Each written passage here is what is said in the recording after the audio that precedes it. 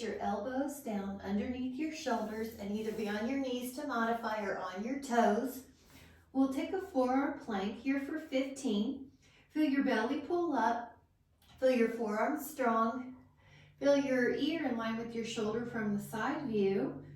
And we'll take 5 more counts here. 4, 3, 2, and 1. And then we're going to take a side plank and we're going to put our feet on the floor and lift up. Now hold for 15, 2, 3, 4, 5, 6, 7, 8, 9, 10, 11, 12, 13, 14, 15. Lower down that hip. Let's go to the other side. We're going to do 15.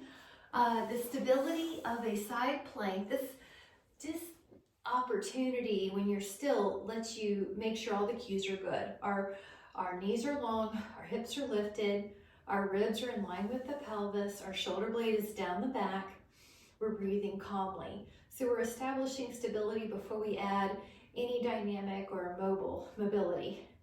Take an inhale and exhale, come back down. That went great, so now we're gonna add on. Let's go to our front plank. Now while you're in a front plank, we're gonna do one I call a rock and roll. Lift up your knees, and this is your option to stay plank. If you care to add a little rotation, drop your right hip a little, then your left hip just a little. Just a tiny little rotation, like you're listening to music and just tapping your hip down to the beat, just a little inch rotation.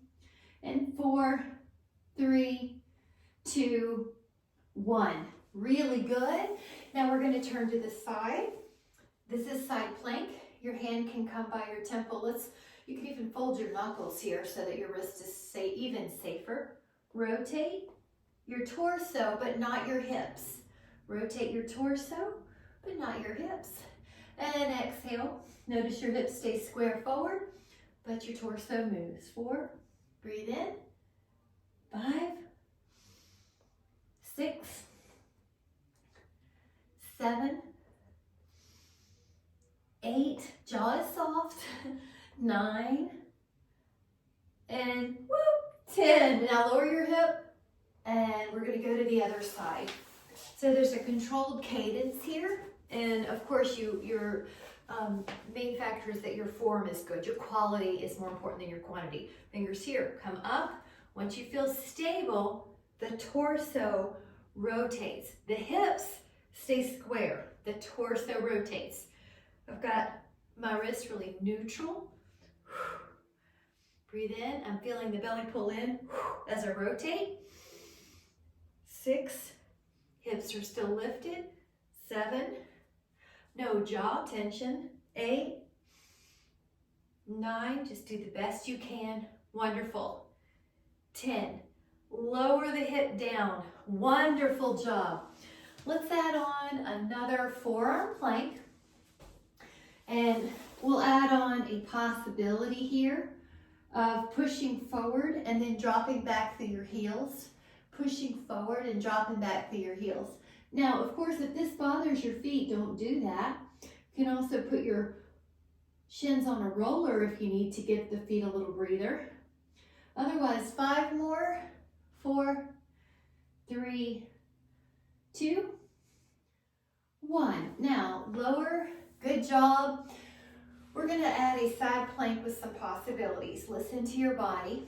The first possibility is the arm stretches and you pull this 3 times. 1, 2. Now maybe you'll still do that, or if you'd like to add your knee, pulling in 3, 2, 1. Maybe you'll put them together. 3, 2, 1. Now lower your hip. We're going to go to the other side. As always, if you want to stick with one of those previous layers, you can. So it could be you do a side plank.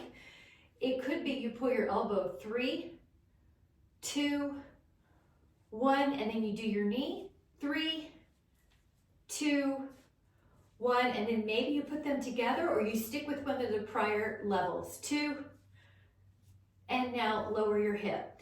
Wonderful job. We're going to do a side stretch. after all that.